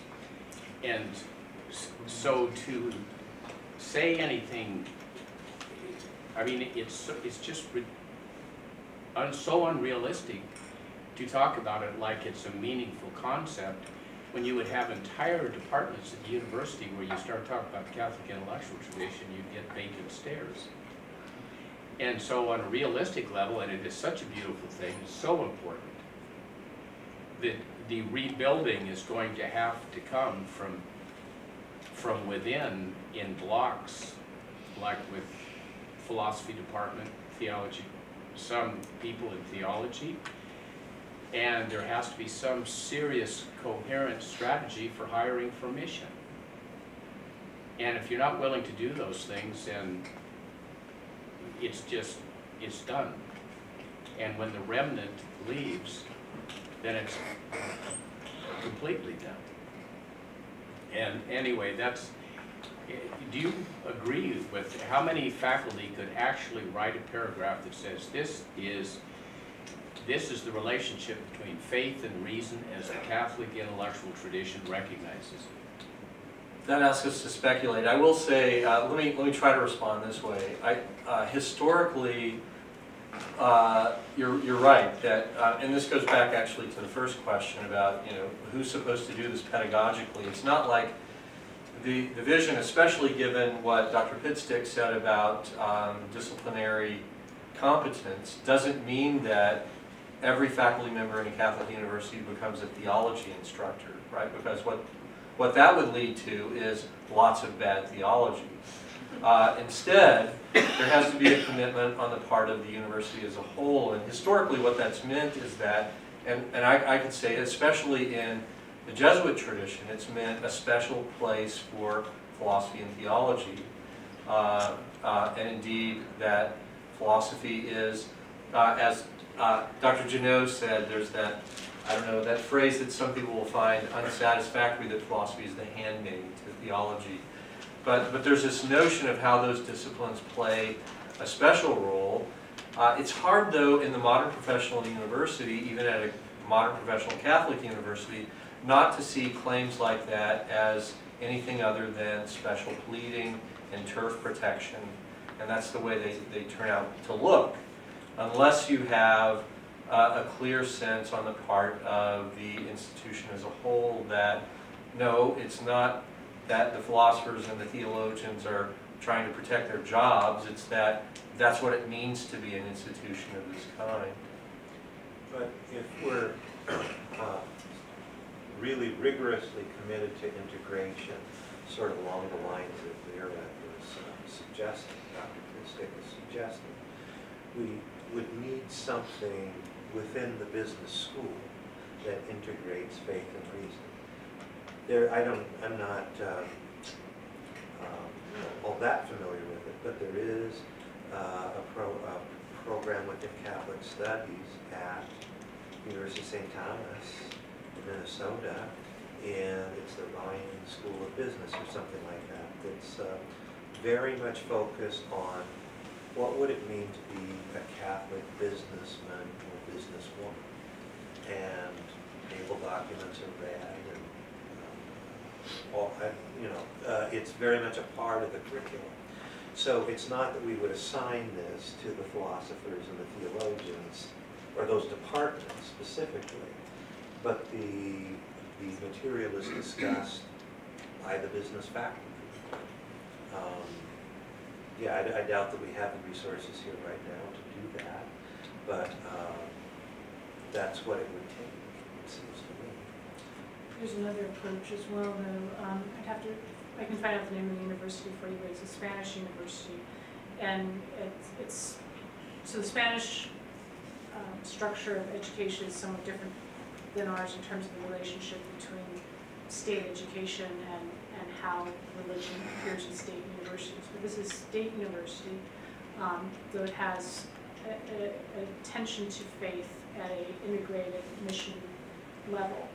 And they've had an enormous revival because what they decided was they wanted all of the faculty to explain, for the purpose of their syllabi,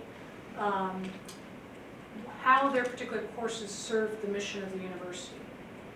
And since the mission statement included a reference to faith or the Catholic intellectual tradition, I can't remember which it was, all of a sudden all these faculty had these questions. I don't know what that is, and I don't know how, so I can't say how my course relates to it. And so it prompted something like a quarter or a half of the faculty, including faculty in secular disciplines, popular secular disciplines, actually to end up studying and getting degrees in philosophy or theology.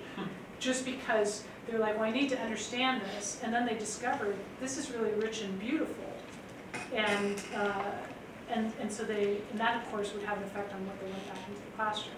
So I, like most, I don't know about you guys because you're all professional philosophers, so maybe your experience was different, but I did a master's in philosophy here because I wanted it as a foundation to study Catholic theology.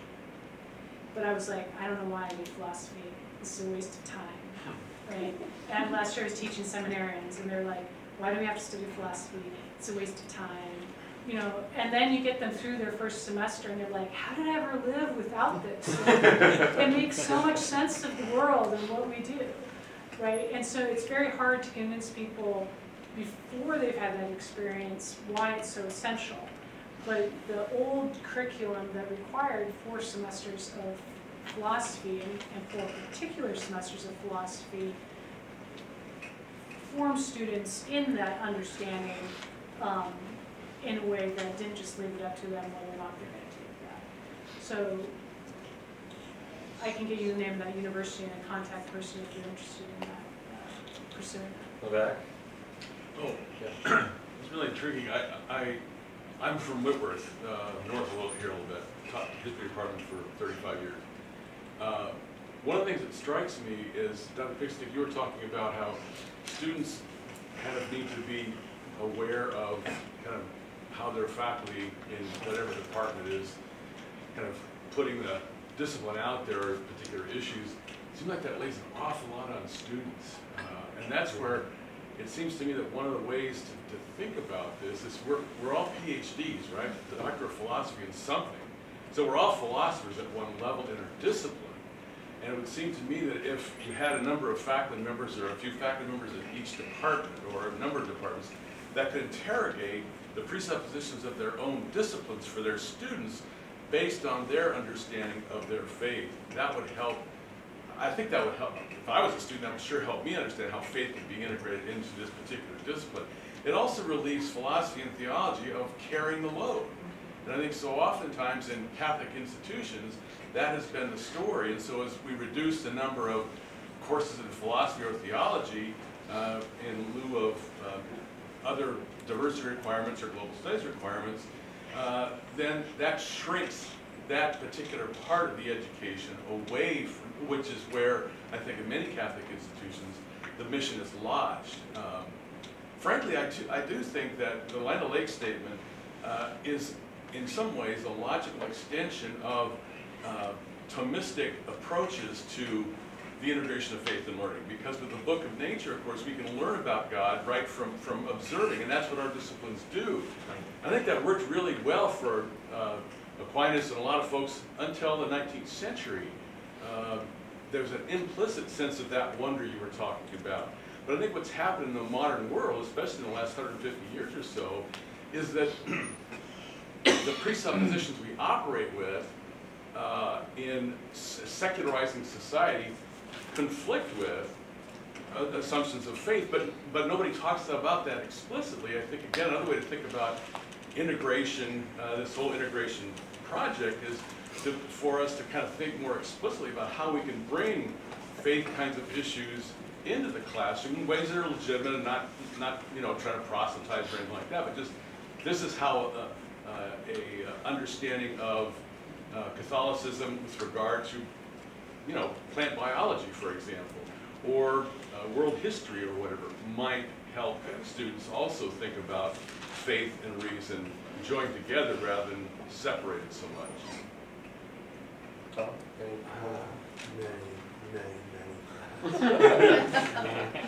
But there, I mean, I think that, at least my own personal sense is that the jig is up here, that we could dream big dreams and propose initiatives, but again, the language of a critical mass has already been.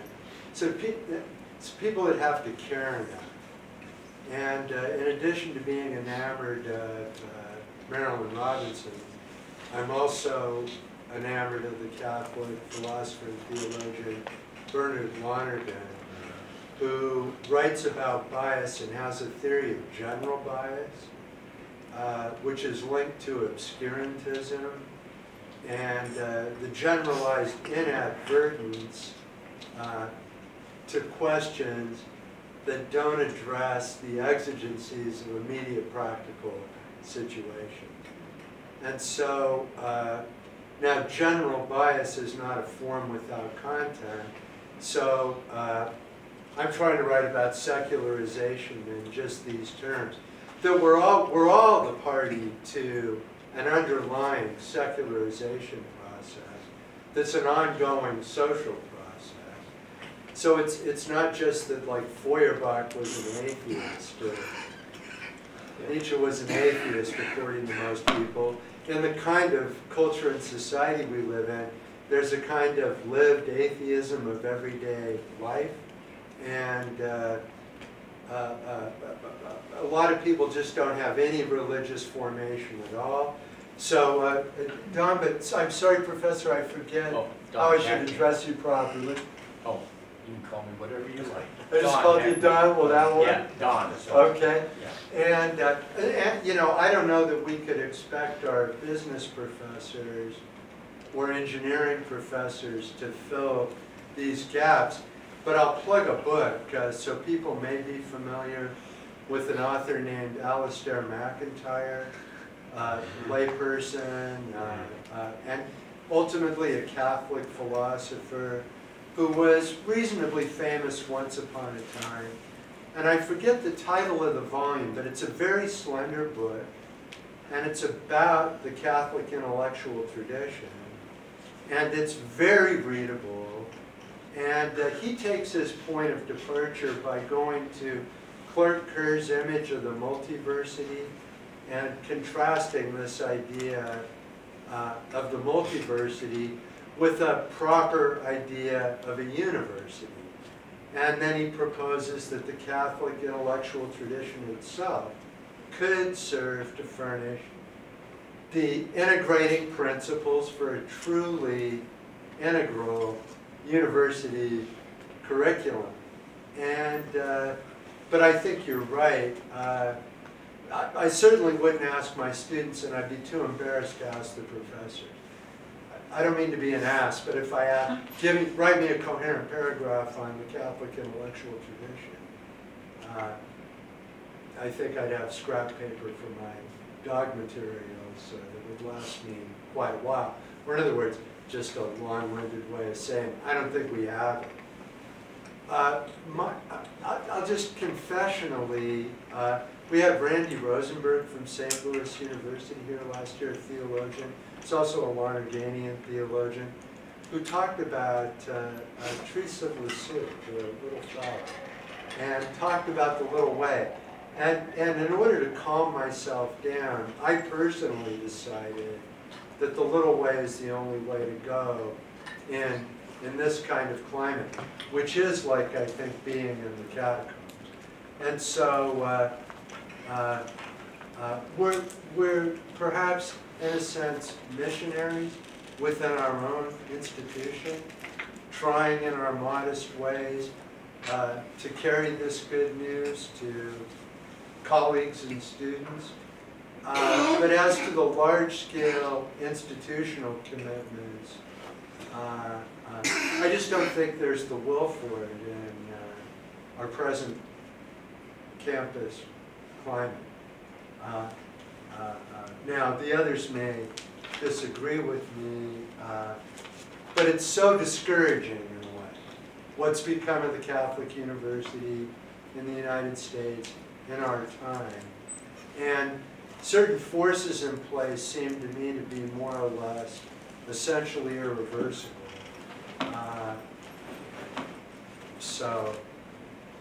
I think the metaphor of Christians in the catacombs isn't altogether misplaced, and maybe that, I mean, if we live in a world that's in God's hands, that must be okay in some sense, towards the salvation of the world. But I think institutionally it's probably too late for us. Is that too despairing of a conclusion to draw? I'd ask you folks. Maybe one more question, Matthew. So to devil's advocate, perhaps literally in this case, it seems to me, and I don't want to stray too far into a critique of higher education writ large, but in America today, students have a lot of power. And things like U.S. News and Report rankings indicate that even if Gonzaga had the willpower, the administration backing, and the desire to create this integrated, rigorous Catholic experience, the answer you get from a bunch of students is, piss off, Ben, I'll go to the UW. So, if our options are to cloister and become this rigorous Catholic experience for the few, and you seem to doubt that's possible, and you're probably right, but even if it were possible, right, my worry is we would then just simply massively shrink who we reach.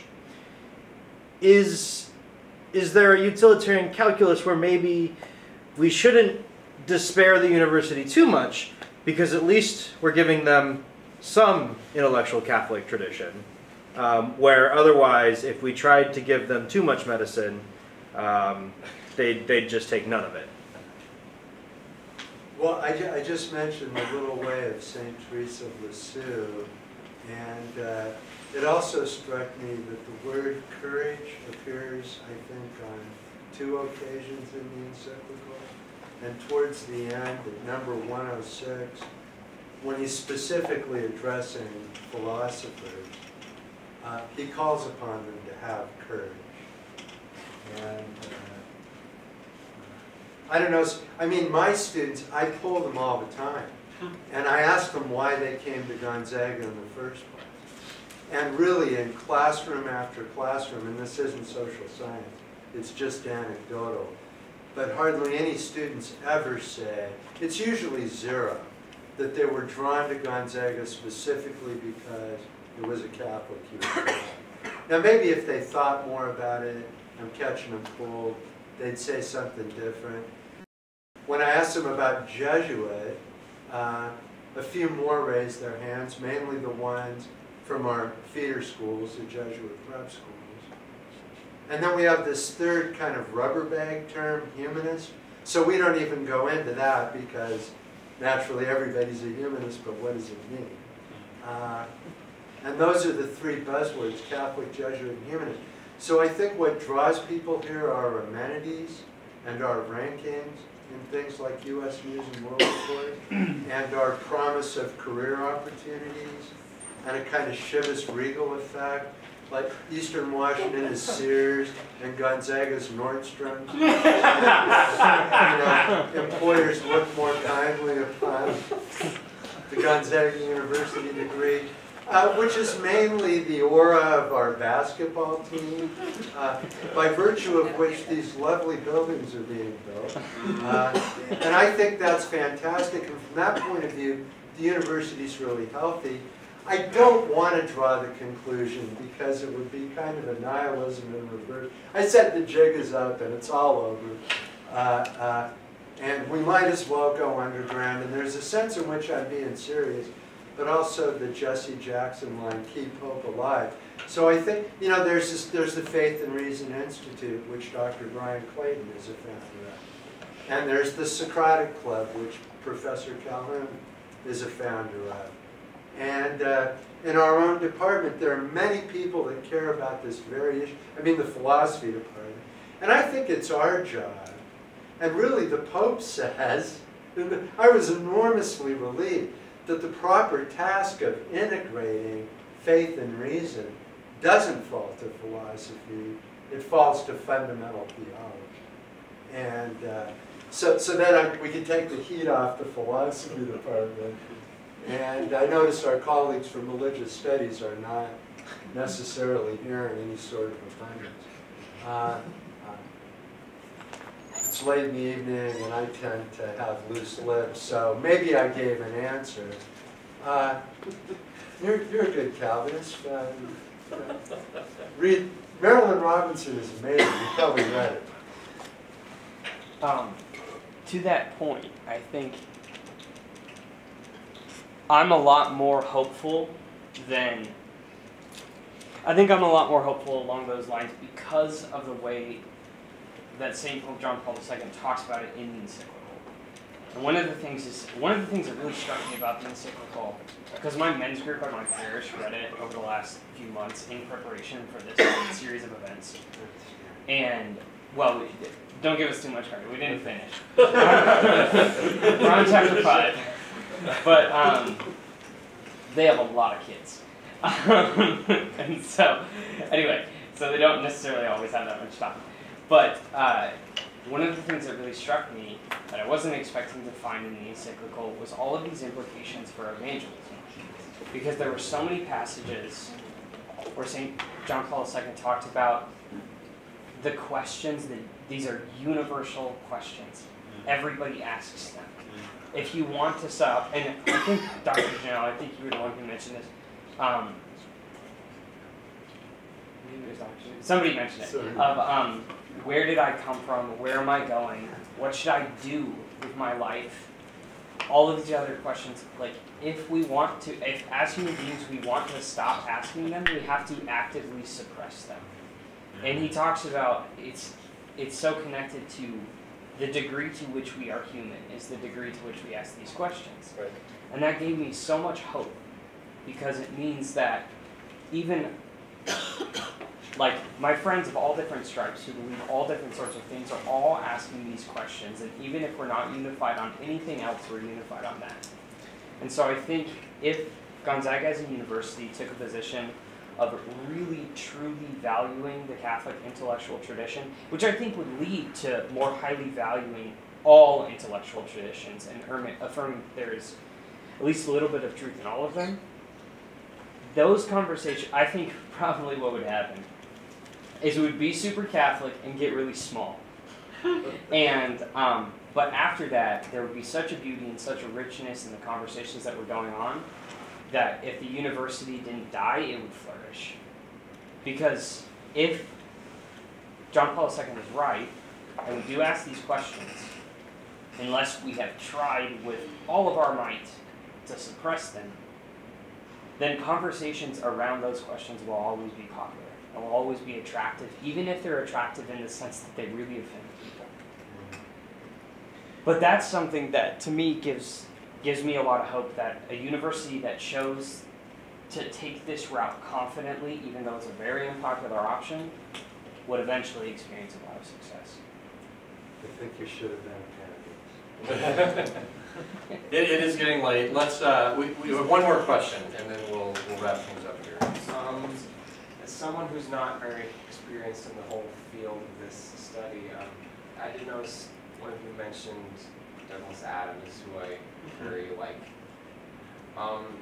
He mentioned in one of his books the whole quest of the search towards the answer of life, the universe, and everything, and it concludes with that being the wrong answer, the wrong question in the first place, and the answer they received, 42, was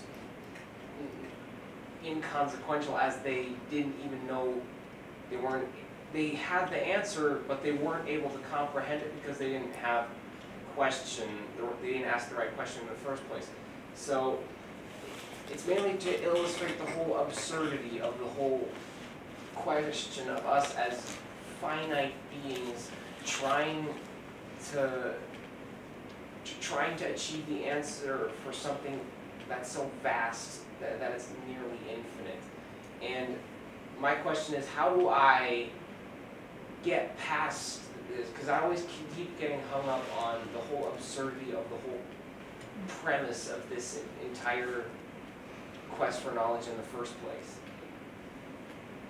So that was my reference. So yeah, I mean, he's a hilarious author, but he's also a humorist, right? So humorists like to flip things on their head, but the humor only works within a certain human context also, okay? So why is it so funny that, he says, he's going to give you the answer to life, the universe, and everything? It's because everybody is looking for that answer. So even though the plot of the story ends up being that we haven't properly understood the question, right? The fact, maybe I put it this way, the fact that they set out with the question led them to an answer that asked them to deepen their questions. So if you start out with really vague questions, but you pursue the truth, you pursue and say, I'm not going to be satisfied with easy answers, or ones that don't satisfy me as a whole person. If you start out with those, you will come closer and closer to better and better questions that will then make more and more sense of the answer. Now, the answer in reality is not 42, even if the answer in the novel is. That wasn't my question. It was more how do I personally in my search of this, how do I'm still I can't, I'm at the initial hang up. I can't get past the whole absurdity of us as finite beings trying to seek this such a vast and infinite answer. Pope John Paul II actually addresses that question in the context of the encyclical, in part by talking about a problem with human reason, and several of us mentioned rationalism. The problem of rationalism is the idea that human reason is sufficient to answer all questions. And we could say, and indeed what it sounds like you're affirming is, we know historically that's not true. And we often, I think, in a way this is what you're saying, Dr. Pitstick, is we all find that out individually in our own cases. There's an existential search in a way, and we realize that the answers I can find are insufficient. And indeed, I think this relates too to the place of science in our culture and the fact that often we get these dogmatisms of parascientific literature, or scientism is another word that's used for that, where scientists are, no, actually not scientists, because in many cases, as Dr. Jeannot pointed out, this parascientific literature isn't scientists. It's people who say, I have the authority of science, I'm going to answer the questions you want answered, and I'm going to speak as though I have the authority of science, when in fact they don't. And they say things like, we are nothing but bags of chemicals, we are nothing but organisms. And an argument that I love, that's a response to that, that I can't remember if Pope John Paul II specifically addresses it, I think he alludes to it, is the problem of self-reference here. I mean, what do you do with the person who says, I am nothing but a bag of chemicals, yet I'm speaking authoritatively as a proclaimer of the truth? It seems the natural response is, well, your own actions show us a trajectory toward the truth, but your claim denies that we have a trajectory toward the truth.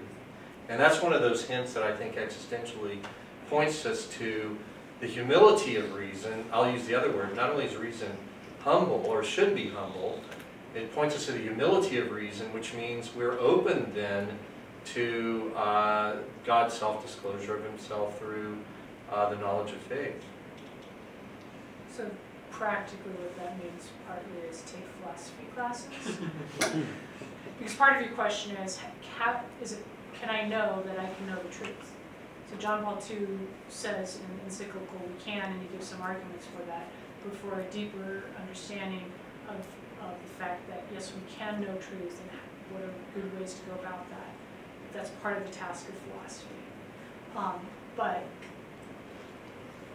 the task of philosophy operates according to reason, and John Paul II is saying reason is not the only thing in the world, right? Reason gets so far, but it can't comprehend everything.